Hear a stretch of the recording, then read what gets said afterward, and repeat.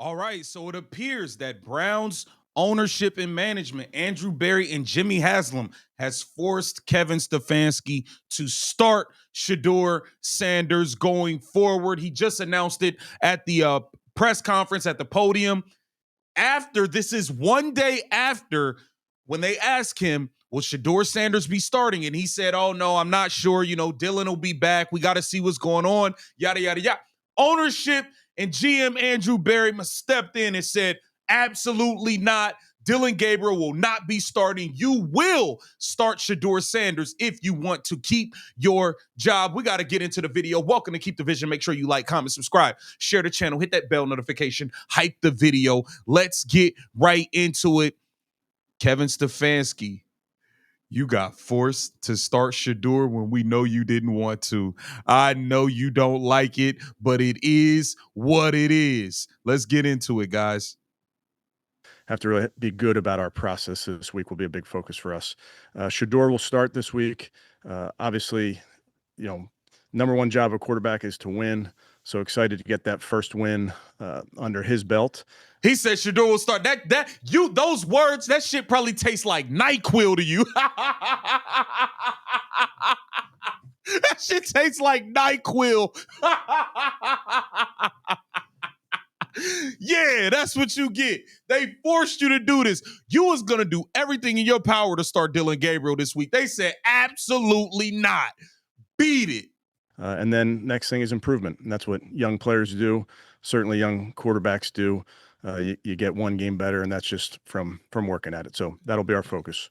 But with that, I'll take any questions. All right, Mary Kay, what do you got?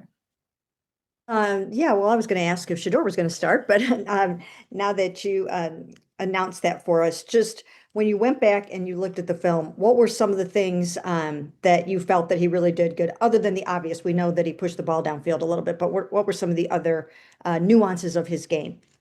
Well, obviously, first start for any young quarterback, you're always going to make sure that the operation is how you want it. And I thought by and large was good. There's things that we can clean up. And obviously that goes on all of us. That's coaches, that's the players, the quarterback, where we can clean up some of our operation. But I thought communication was really good throughout the day with him. And then, like you mentioned, the big plays down the field, obviously that first one to IB was very, very high degree of difficulty with that play. Are there things that he can do better? Absolutely. We've already talked about that with him.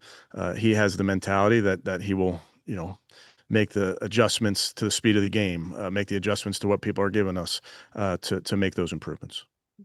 Better than anything you had Dylan Gabriel out there doing for the last 6 weeks, stinking it up. Thank you. All right, next we'll hear from Scott. Hey, Kevin. Shedeur talked about how it took him a while to get adjusted to not being the starter, right? That was a role that he was not used to. Could you see him get so much more comfortable last week when he was back in that role?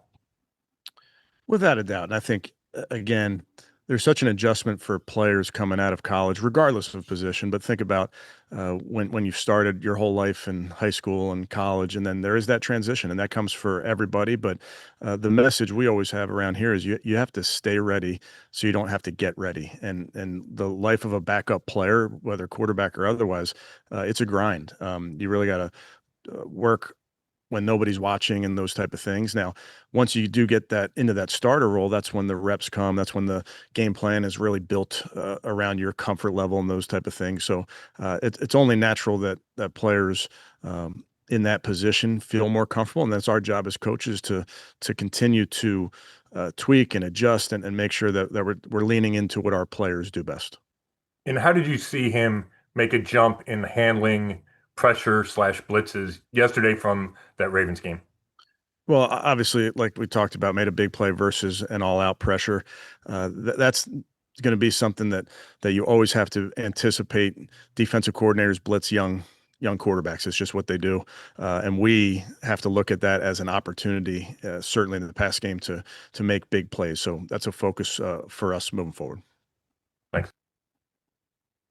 Next, we'll go to Jeff. Hey, Kevin, I want to ask you about Jerry Jeudy. Were you pleased with his effort yesterday? It looked to me like he really slowed down before he fumbled that ball? I think he was setting the player in front of him up to make a move there, Jeff. He will be better. That's really a play that we expect him to make. That's a huge play for our football team. We're about to get 7 Yeah, that points, was if not nasty 3, work. on that drive, and that's a big play for us. And Jerry Jeudy, that was nasty work, bro. That was nasty work. Jerry knows this, and we remind him and remind our players. It's always the guy that you can't see that they're coming. So I don't think it was a loaf. It was a lack of ball security technique. And then just to follow that, though, when we talked to him on Wednesday, he was very short with his answers. I know that that's not a big part for you, but his interview lasted less than 2 minutes, and his words like 3 or 4 word answers. So is anything bothering him? No, I think Jerry's got the right attitude. He wants to win.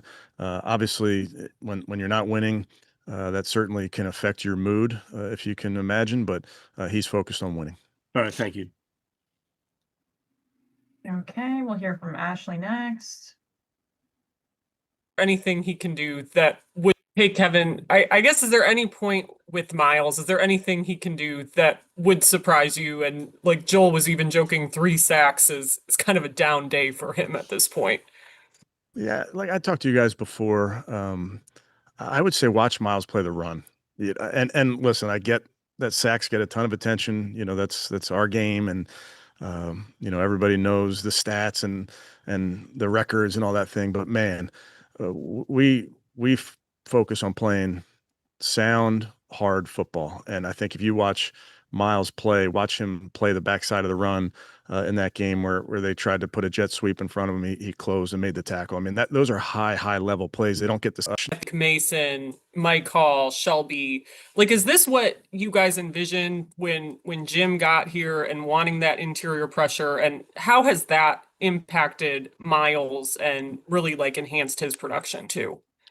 I think whether it's inside or outside or opposite Miles or 2 miles aside, I think the relentless nature of which these guys are playing is our DNA. That's how we play. So what you're seeing is our identity on display. And obviously when you have a player like Miles, he's going to get a lot of attention. Just watch that game or every game, the tight end's going to which side he's on.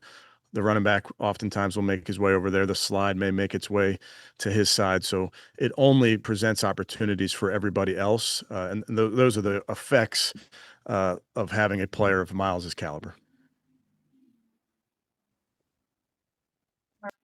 All right, so there you see it. Kevin Stefanski has been forced to start Shedeur Sanders. We know he did this unwillingly. Just yesterday, he refused to say that Shedeur Sanders would be the quarterback going forward. Obviously, he wanted Dylan Gabriel. He gave him 6 weeks to stink it up. And the fact of the matter is, Shedeur Sanders playing as good as he did is even more of an indictment on Kevin Stefanski, because why haven't you been playing him? Nasty work. Get down in the comments. Let me know what you think about this. This is Keep the Vision. Make sure you like, comment.